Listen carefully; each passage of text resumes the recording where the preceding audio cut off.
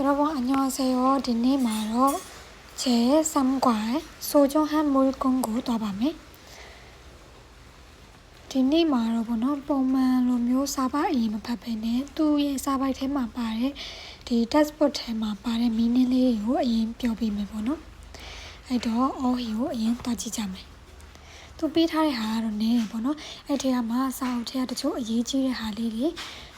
တချို့ မတ်ထိုက်တဲ့ အော်ဟီလေးကိုဟိုကျဲဤကွာဟာလေးမျိုးပြန်ပြီးတော့ခွဲပေးမယ်ပေါ့နော်ပြန်ခွဲပြီးတော့တင်ပေးပါမယ်အဲ့တော့ကြည့်ကြမယ်ဆိုကျွန်းဟာတာဆိုတာကအဖိုးတန်သည်ဆိုကျွန်းဟာတာအဖိုးတန်သည်နောက်တစ်လုံးဝေါ်ရုံဆိုတာကတော့ရုံးကောကနေလာတာပေါ့နော်ဝမ်ရုံတယောက်ခန်းကိုပဲပြောတာဖြစ်ပါတယ်ဝေါ်ရုံဆိုတာကတယောက်ခန်းဒီခါကြတော့သူက digital camera ကိုမှဒီခါဆိုပြီးတော့အတူကောက်ခေါ်တာပေါ့နော် digital camera ကိုပဲပြောချင်တာသူကဒီခါဆိုတာက digital camera ရမလို့ပြီးရင်ဘပ်ဆိုဆိုတာကတော့ထမင်းအိုပေါ့နော်ပြီးရင်ဘပ်ပိုးဟာတာထမင်းကိုလုပ်တယ်ဆိုတော့ထမင်းကိုတည်သည်ပေါ့ဘပ်ပိုးဟာတာထမင်းကိုတည်သည်ပြီးရင်ဂုံကန်ဆိုတာကတော့ကျမကြီးဂုံကန်ကျမကြီးပြီးရင်တော့စင်ကခါတာဆိုတာတွေးသည်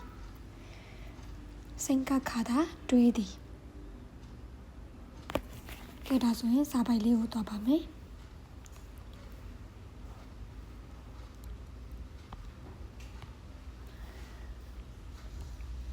ကဲစာပိုက်ဖတ်ကြည့်ကြမယ်ပေါ့နော်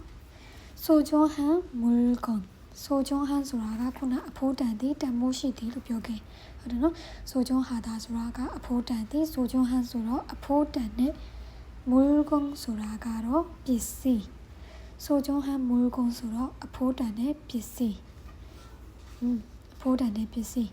သူအဖိုးတန်နဲ့ပစ္စည်းရဒီမှာဆိုရင်ပုံထဲမှာပါတယ်ပေါ့နော်ဖုန်းအရာပေါ်ဖုန်းလေးနဲ့ဒါမှမဟုတ် earphone တစ်ချက်လေးဖြစ်မလားဒါမှမဟုတ် laptop ဖြစ်မလားကင်မရာဖြစ်မလားဓာတ်ပုံလေးဖြစ်မလားဒါမှမဟုတ်အစားအသောက်နဲ့ပတ်သက်တာလေးဖြစ်မလားပေါ့နော်ဒီမှာသမင်းအိုးနဲ့ပတ်သက်တာလေးဖြစ်မလားကဲဆက်ကြည့်ကြမယ်စမကြည့်ခင်ဒီကအပေါ်ဟာလေးအရင်ဖတ်ကြည့်ကြမယ်요즘 필요한 물건이 있습니까? 요즘အခုတလော필요한 물건이လိုအပ်တဲ့필요하다ဆိုတာကလိုအပ်သည်လိုအပ်တဲ့ 물건이 필시 있습니까?ရှိပါသလားနောက်တစ်ခု왜 그것이 필요합니까? 왜ဘာဖြစ်လို့그것이အဲ့ဒီအရာက필요합니까?လိုအပ်တာပါလေဘာဖြစ်လို့အရေးကြီးတာအခုတလောလိုအပ်တဲ့အရေးကြီးတဲ့ပစ္စည်းလိုအပ်တဲ့အခုတလောလိုအပ်တဲ့ပစ္စည်းရှိလားဘာဖြစ်လို့အဲ့ဒီအရာကလိုအပ်တာပါလဲအဲ့လိုမေးတာမိကုန်းလေးကအဲ့မိကုန်းလေးနဲ့အစာပြုတ်ထားတယ်ကဲစာပိုက်ကိုဖတ်ပြီဆိုရင်ဒီကပေါ့နော်ဒီ YouTube မှာရောကြောရဲ့ပေါ့ဒီ Telegram ဒီ User Reading 2 Channel ထဲမှာလည်းအတန်ဖိုင်လေးထည့်ပေးထားတယ်အဲ့ဒီမှာအတန်ထွက်လေးကိုနှစ်ခေါက်နားထောင်ပါပေါ့နော်ပြီးရင်စာပြီးတော့ဖတ်ကြည့်ကြမယ်ပထမဆုံးအကြောင်းအနေနဲ့저는 워룸에서 혼자 살기 때문에 물건이 많지 않습니다. 저는 저마가로 워룸에서 워룸ဆိုတာကခုနပြောလိုက်တဲ့တယောက်ခန်းမှာ혼자ဆိုတာကတယောက်တည်း살기 때문에 살다가နေလာပါတယ်살다နေထိုင်သည်살기 때문에နေထိုင်တဲ့အတွက်ကြောင့် 물건이ပစ္စည်းကတော့많지 않습니다. 많다ဆိုရင်များသည်ဟုတ်တယ်နော်많다များသည် 않습니다ဆိုရင်မများဘူး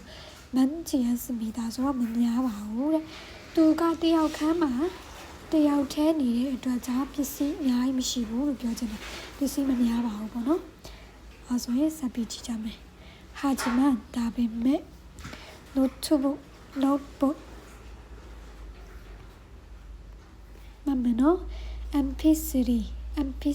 ဆိုတာက MP3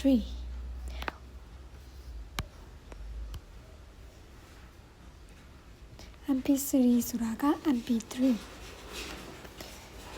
ဟာဂျီမန်ဆိုတာကဒါပေမဲ့အဲ့စလုံးလေးအရေးကြီးရယ်နော်စာကြောင်းတစ်ကြောင်းနဲ့တစ်ကြောင်းဆက်တဲ့နေရာမှာအသုံးများပါတယ်ဟာဂျီမန်ဒါပေမဲ့လူထုဖို့ဆိုတော့ notebook တွေ MP3 ဒီမှာ MP3 ပါပြီးသားနော်ဒီခါဆိုတာကခုနအပေါ်မှာအော်ဟီချပြီးတော့ပါပြီးသား digital camera ကိုပြောတယ်ဟျူတဲ့ကျုံးသွားဆိုတာကလက်ကင်ဖုန်း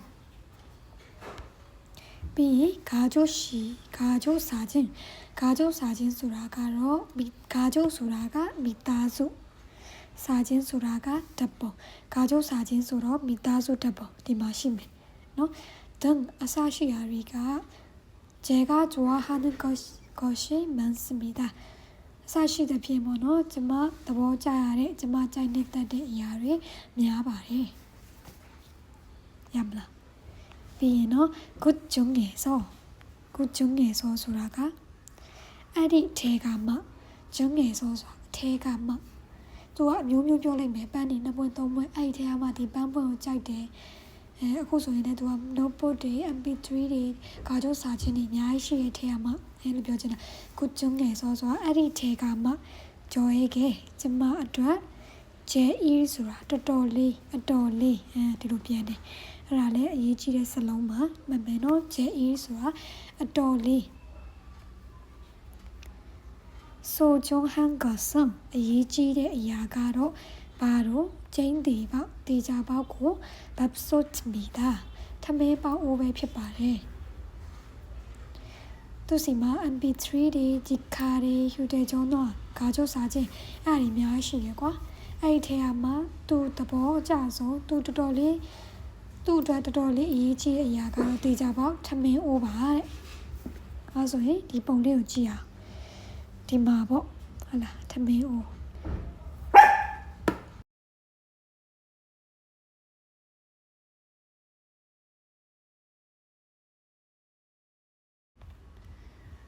ဆက်သွားမယ်နော် 저는 작년까지 부모님과 같이 살았기 때문에 어머니께서 날마다 밥을 해주셨습니다. 저는 엄마가로 작년수라가 만니까 작년수라가 만니까 까지 수라가 아티 또 작년까지 수라 만니까 아티로 표라 작년까지요 따뜻함에 비 디합ပြန်ဖတ်မယ်နော်작년 수라가 만니까 까지 수라가 아티 만니까 아티 부모님과 미바리네 같이 두두 살았기 때문에 살다가 니베ပြန်ခွဲတယ်နော်살았기 때문에 서로 네개의အတွက်ကြောင့် 기 때문에ဆိုတာကြောင့်အတွက်ကြောင့်နော်살았다가 네개디 살다의 verb 살았다 네개디 기 때문에 서로 기 때문에야ကြောင့်အဲ့တော့살았기 때문에 서로 네개의အတွက်ကြောင့် 어머니께서 아메시가 내비로 깨서서 시가 번호 날마다 내일날 밥부해 주셨습니다. 참매 찾주이게 바래고 해주다서 럭베디 밥부해 주셨습니다. 저 주시다가 매야 럭베라므로 시지진에 떠나 주시다 소아가 너 주다 소라가 베디 여름나 주시다 소아가 인지에 떠나 밥부해 주셨습니다. 저도 언니가 참미 찾주이게 바래.အဲ့တော့ဒီကြောင်းလေးကိုပြန်ပြောရမယ်ဆိုရင်သူကမနစ်ကအထိသူ့ရဲ့မိဘတွေနဲ့အတူတူနေခဲ့တဲ့အတွက်ကြောင့်အမေကနေတိုင်းထမင်းချက်ကျွေးခဲ့ပါတယ်လို့ပြောတာရမယ်နော်ကဲနောက်တစ်ကြောင်း 그런데 다빈매 지금은 부모님과 같이 살지 않고 제가 요리를 잘 못하기 때문에 혼자서 밥을 해먹는 것이 너무 어렵습니다. 아이도 그런데 맞네요. 그런데 좋아 다음에 지금은 아쿠가로 부모님과 같이 미바리네 같이 아두두 살지 않고 살다가 내디 지않다 소라가 닌 물러포 문내부 못도하고 뭐 알면 니나 살지 않고 소라 문내배 제가 쩨마가 요리도 잘 못하기 때문에 요리하다 소위 힘찼디 요리하 lấy bên này lấy bên này là cho mini đi theo mà mini bồ đi tháp bị tháp bị nấu thầu bị mẹ vào nó yuri hada soaga hinchati 잘못하다 소라가 ai 야 고고 깡깡 물론 나이나ပြောတာ잘못하다ဆိုရင်ကောင်းကောင်းမလုပ်နိုင်တာ요리도 잘못하다ဆိုရင်ဟင်းကောင်းကောင်းမချက်နိုင်တာဟင်းကောင်းကောင်းမချက်တတ်တာအဲ့ဒါမှ तू ကဂီတဲမိုးနဲ့ပေါင်းတော့ကြတော့ဟင်းကောင်းကောင်းမချက်တတ်တဲ့အတွက်ကြောင့်ဒီလိုပြောမယ်နော်혼자서တယောက်တည်း밥을 해 먹는 것이ဆိုတာထမင်းချက်ပြီးစားရတဲ့အရာကတော့너무 아양고ပဲ너무ဆိုအရန်어렵다가 나래 어렵습니다ဆိုတာခက်ခဲပါတယ်ခက်ခဲသည်ဟုတ်လားခက်ခဲပါတယ်အဲ့တော့ဒီကြောင်းလေးပြန်ပြီးတော့အစားဆုံးပြောရမယ်ဆိုရင်ဒါပေမဲ့အခုကတော့မိဘတွေနဲ့အတူတူမနေတဲ့အတွက်ကြောင့်ဟုတ်လားမနေတဲ့အတွက်ကြောင့်ကျမကဟင်းကောင်းကောင်းလေးမချက်တတ်တဲ့အတွက်ကြောင့်တယောက်တည်းထမင်းချက်စားရတဲ့အရာကအရန်ကိုခက်ခဲပါတယ်ဒီလိုပြောတာဒီထိရမယ်နော်အဲဆိုရင်နောက်တစ်ကြောင်းသွားမယ်그래서ဒါကြောင့်မလို့밖에서အပြင်မှာ사 먹는 일이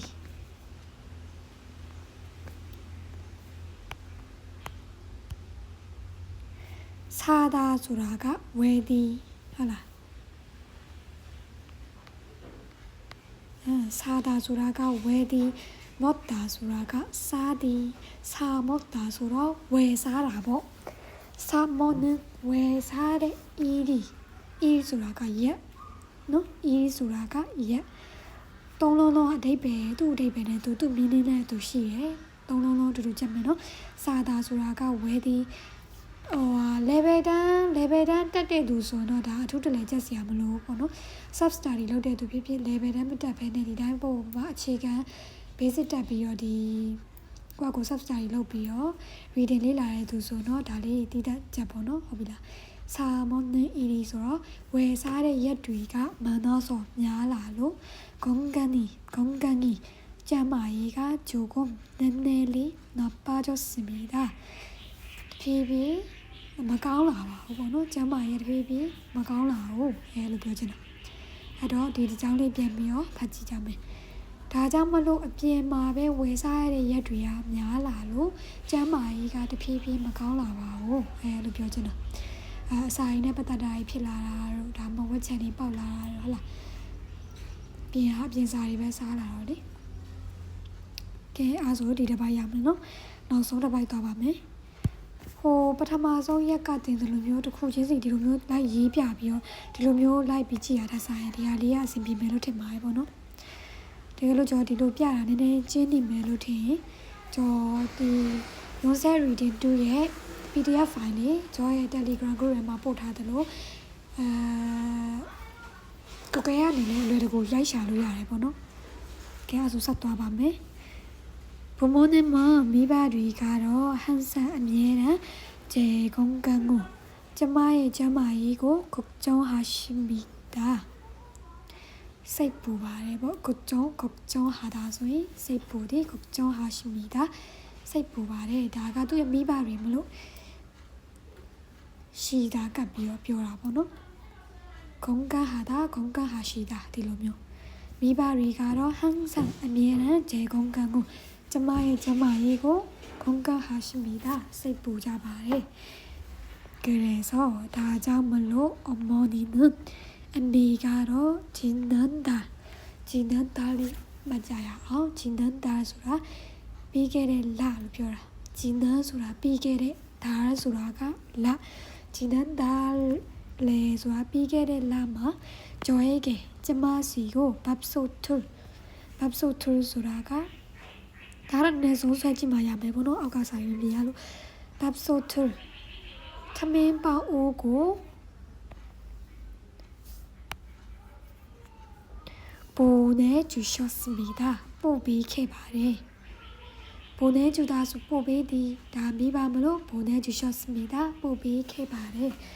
ရင်ကျေးတဲ့အသုံးလုံးနဲ့ပြောတာနော် 보내다မှတ်မယ် 보내다 ဒီမှာကြော်ရေးလိုက်မယ်ပြီးရင်ပြန်ဖြတ်မှာပဲဆိုတော့ 보내다 ပြီးပို့သည်ပို့ပေးသည်ရတယ်တူတူပဲ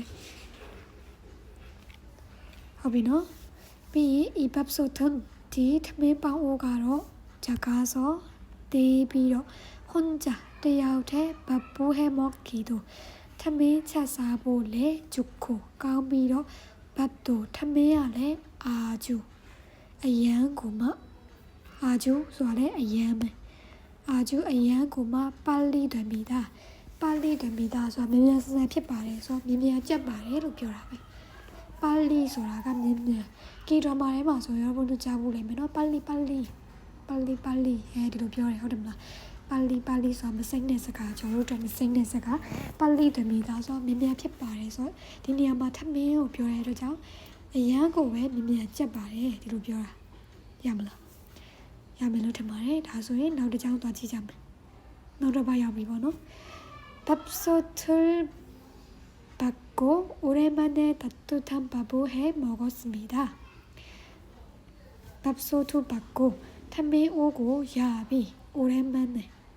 따뜻한 밥을 해 먹었습니다. 오랜만에서 또돌리 자마베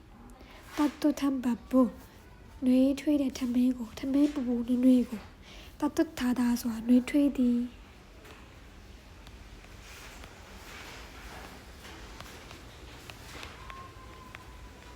따뜻하다ဆိုတာကနှွေးထွေးသည်따뜻한 밥을ဆိုတော့နှွေးထွေးတဲ့ထမင်းကိုဟဲ먹었습니다ချက်စားခဲ့ပါတယ်ထမင်းကိုရပြီးတော်တော်လေးကြာတဲ့နောက်မှာပပူနွေးနွေးထမင်းကိုချက်စားခဲ့ပါတယ်ပေါ့ရမလားပြီးရင်ဒီမှာထပ်ပြီးတော့မှတ်စရာစကားလုံးလေးဘန်ချန်하세요ဘန်ချန်ဆိုတာကအရန်ဟင်းကိုရီးယားမှာဆိုရင်ထမင်းစားတယ်ဆိုတော့သူတို့မှာပကံသေးသေးလေးနဲ့နည်းနည်းစုလေးကျစားမိတာရောပေါ့သူတို့မှာအရင်ဟင်းရင်းကြီးလေးတွေတို့ကင်ချီလေးတွေတို့ပကံလုံးလေးနဲ့သေးသေးလေးနဲ့လေအများကြီးလည်းမဟုတ်ဘဲနဲ့အဲ့လိုမျိုးလေးထည့်ထားတဲ့ဟာတည်မှာဒီမှာဆိုဒီလိုဟာလေးတွေပေါ့နော်ဘန်ချန်ဆိုတာကအရင်ဟင်းနော်ဘန်ချန်အရင်ဟင်း반찬이 많지 않았지만 아야희가 많게 비면 밥이 탐민가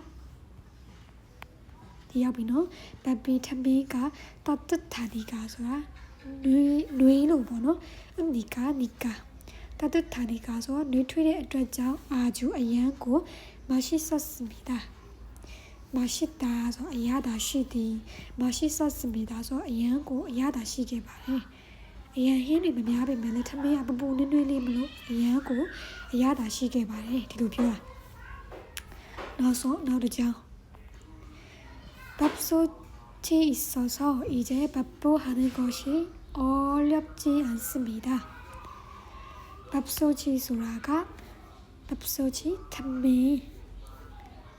탐미 오 있어서 쉽이 이제 aku소에 밥을 하는 것이 탐미 오 대야라가 어렵지 않습니다.မခတ်တော့ပါဘူးပေါ့ဒီလိုပြောတာထမင်းအိုးရှိပြီးတော့အခုဆိုထမင်းအိုးတရားလည်းမခတ်တော့ပါဘူးနောက်ဆုံးတစ်ကြောင်း저는 이 밥솥으로 밥을 해 먹을 때마다 어머니로 생각합니다. 미안합니다. 저는ကျမကတော့이 밥솥으로 밥솥으로ဆိုတာကထမင်းအိုးဆိုတည်ပြီးသားဥရိုဆိုတာကဒီဟာကြောင့်ဒီထမင်းပေါအိုးကြောင့်ဒီထမင်းပေါအိုးဖြစ်ဒီလိုပြောချင်တာ이 밥솥으로ဒီထမင်းပေါအိုးနဲ့ဒီထမင်းပေါအိုးဖြစ်밥을 해 먹을 때마다 우라 때마다ဆိုတာကကြာမယ် grammar လေးပေါ့နော်မှတ်ထားမယ် grammar လေး လောက်တဲ့အခါတိုင်းတခုခုလောက်တဲ့အခါတိုင်း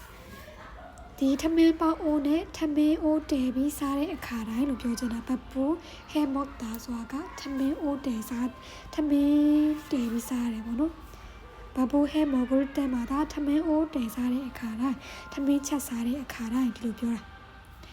အမောနီတို့အမေကိုစင်ကခါမီတာတွေးမိပါတယ်အမေကိုအမေအကြောင်းတွေးမိပါတယ်အမေကိုတွေးမိပါတယ်ဒီလိုပြောတာအဲဆိုရင်ဒီမှာသူ့အတွက်ဆိုကြဟန်မူရကုန်းကဘာဖြစ်မလဲတေချာပါဘပ်ဆုဖြစ်မှာပေါ့ဘပ်ဆုထမင်းပေါအို